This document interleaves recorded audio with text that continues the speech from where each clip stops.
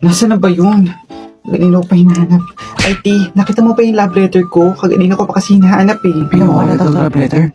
Ano, te? Love letter? Bakit mo naman sa akin tatanungin yung love letter mo? Mukha ba akong kumakain ng love letter? Alam ko patay gutom ako pero hindi ako kumakain ng love letter, no?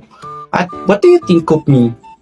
Thinking of eating paper with a test paper? May point siya. Ay, te, tinatanong na naman kita kung nakita mo yung love letter. Hindi ko naman sinabing kinain mo. Ganun ba? Hindi eh. Te, parang nakita ko siya kaganina sa teacher's office. Sa teacher's office? Ha? Totoo ba yan? Nandun? Anong ginagawa nito? Nagpapalamig?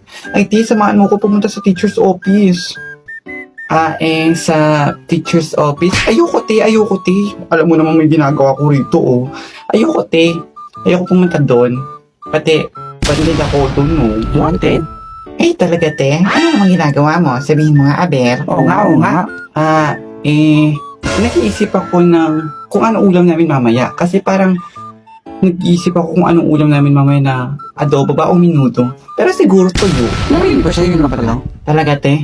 Pero Eman, totoo ba nakita mo yung love letter ko sa teacher's office? Teka lang, anong love letter ang pinagsasabi mo? Kala ko ba yung test paper yung pinag-uusapan natin? Bakit naging love letter? Nakakapagtaka. Talaga ba? Ano kaya to? Parang love letter ha? Temperance, naka-heart pa. Kanino kaya to? Parang sama ng balak. Let me see, JD. Oh, you're right, that's a love letter. Kanino kaya yan? Poor thing. Tama ka dyan. Naku, hindi sa akin yan, no? Kahit itanong niyo pa sa akin. Kasi, hindi talaga sa akin yan. Marami na kasi akong nagawang love letter eh. Hindi ko rin alam kung talagang sa akin yan o hindi sa akin. Pero sure akong hindi sa akin yan. Pwede nga. Ay, te, para sa akin yata yung love letter na yan. Give it to me and myself. And also my hand. Sige na, te. Sa kanya pala yan. Talaga, te? Sa'yo to? Teka lang. Guys, gusto niyo bang basahin ko tong love letter na to? Pwede ba? Love letter? Bakit pa hinahanap nilang love letter? Eh, hindi naman kailangan yun. Nakakasuka, puro pag-ibig na lang. Nagalit siya? Hoy, JD, that's not yours, no? So, you don't yours that?